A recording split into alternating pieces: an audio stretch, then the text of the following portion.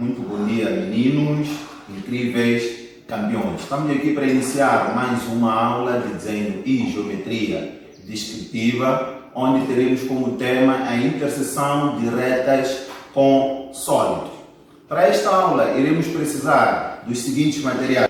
O esquadro, podemos usar o esquadro de 30 graus, como estamos aqui a observar, assim como o esquadro de 45 graus. Temos também como material para a aula de hoje o transferidor que iremos usar para medir os ângulos de inclinação das retas dadas ou das condições que serão fornecidas para a posição do sólido. Temos também o outro material que iremos usar, que é a régua. Podemos usar a régua de 30 cm, assim como a régua de 50 cm, dependendo da superfície que iremos usar para a representação. Então, vamos passar agora para a nossa representação para observarmos os passos e os procedimentos, os passos para a interseção de retas com sólido.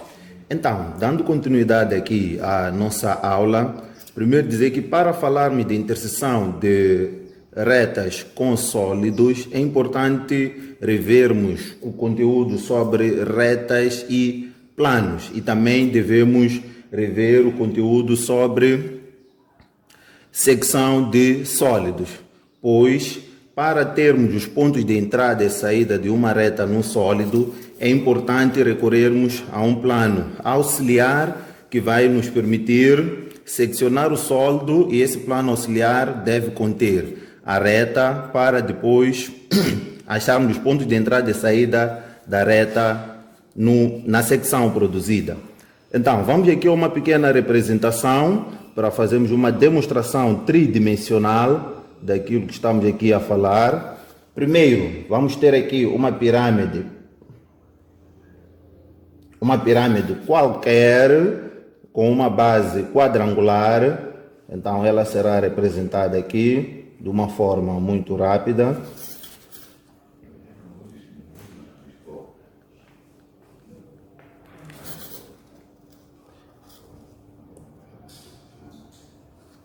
Então, temos aqui a base da pirâmide, por ser tridimensional, vamos procurar trazer aqui todos os elementos.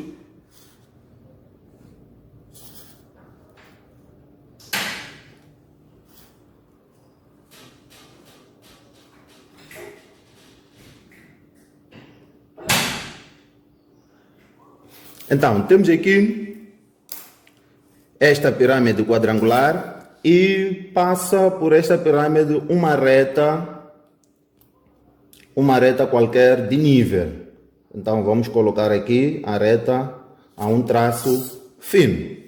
Por que nós colocamos a traço fino? Porque esta reta depois deve ser representada com diferentes tipos de traços, isto é, o traço contínuo e o traço interrompido, que vai identificar as zonas que estão dentro do sólido e as partes que estão fora do sólido.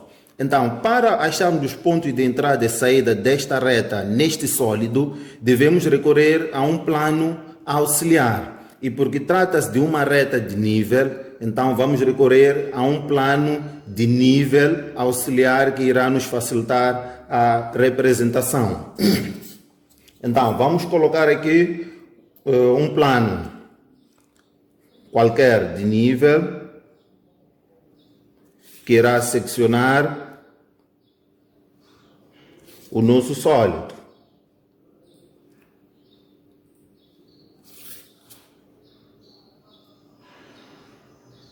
Então, este plano, quando secciona o sólido, automaticamente iremos obter aqui os pontos. Iremos obter aqui 4 pontos, que serão os pontos 1, 2, 3 e 4, pertencentes ao plano e pertencentes à figura ao mesmo tempo. Isto é, são os pontos comuns entre o plano e a figura. São esses pontos que vão compor aquilo que nós chamamos de secção do sólido.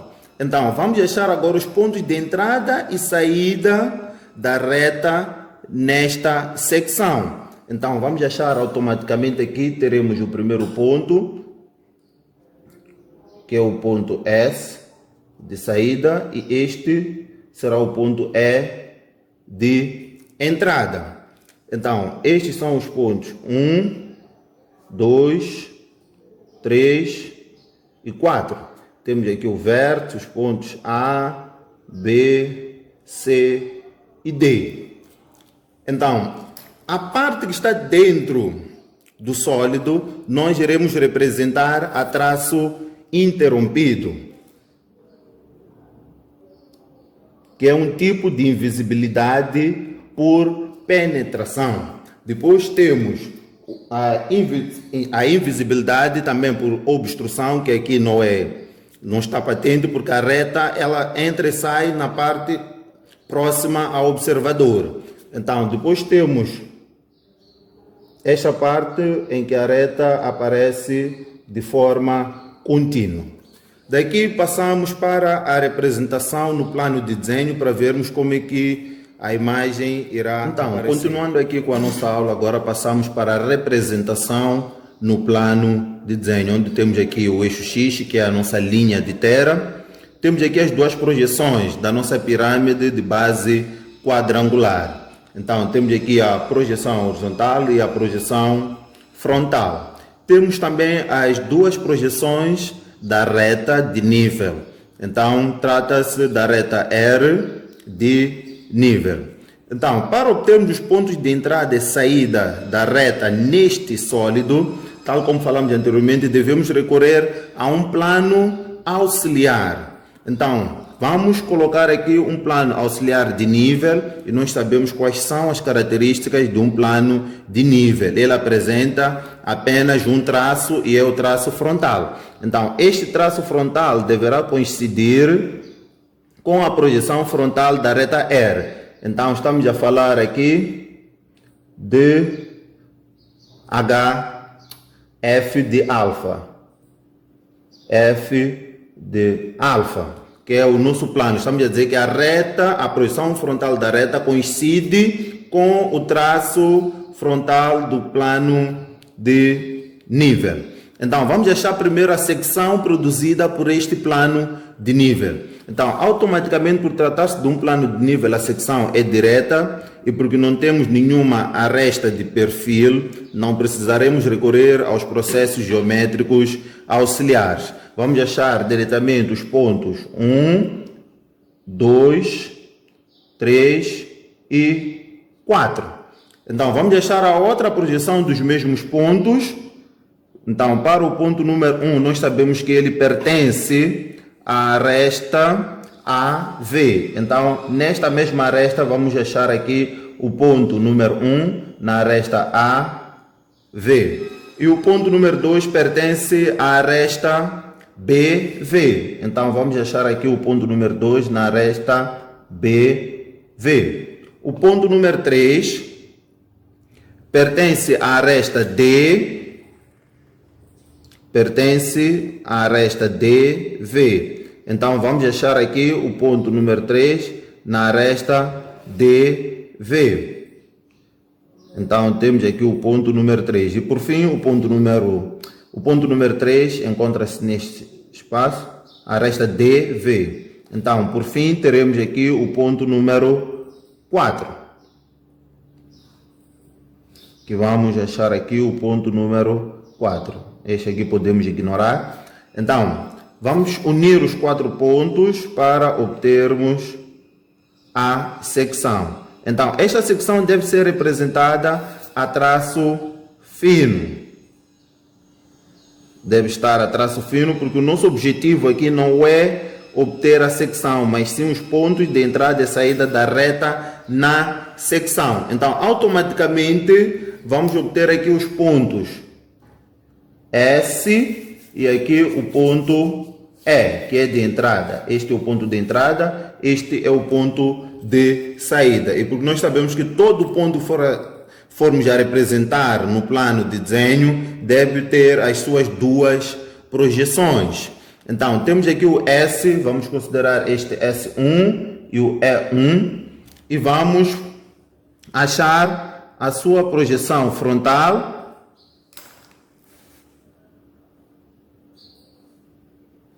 Então vamos obter aqui o ponto S2. O mesmo deverá acontecer com o ponto E. Vamos achar a sua projeção frontal e vamos obter aqui o ponto E2. Então, nós falamos de dois tipos de invisibilidade. Temos a invisibilidade por penetração, que é a parte da reta que está dentro do sólido. E temos a invisibilidade por obstrução. Estamos a falar da parte da reta que é invisível porque alguma face do sólido estará a obstruir. Então, primeiramente, a invisibilidade que nós encontramos assim a olho nu, estamos a falar da invisibilidade por penetração, que é o espaço entre os pontos E e S. Esta invisibilidade ela é representada a traço, podemos colocá-la a traço interrompido. Então, nós podemos encontrar também esta invisibilidade em alguns manuais representada por uma sucessão de pontos, não é? Então, temos aqui, nas duas projeções, ela deve aparecer da mesma maneira. Se for para usar os pontos, vamos usar os pontos nas duas projeções. Se for para usarmos o traço interrompido, vamos usar nas duas projeções.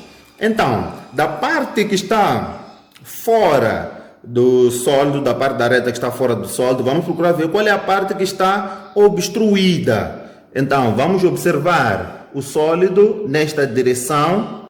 Então, nós encontramos dois tipos de invisibilidade. A invisibilidade por penetração, que é esta que já representamos. Agora vamos achar a invisibilidade por obstrução. A invisibilidade por obstrução, estamos a falar da parte da reta que está fora do sólido e é invisível porque está sendo obstruída por uma determinada face do sólido. Então, observando nesta direção, vamos perceber que de E para o lado direito, na projeção frontal, nós sabemos o que acontece aqui reflete noutra projeção. Na projeção frontal, achamos a invisibilidade por obstrução. Então, esta invisibilidade é representada por uma sucessão de pontos.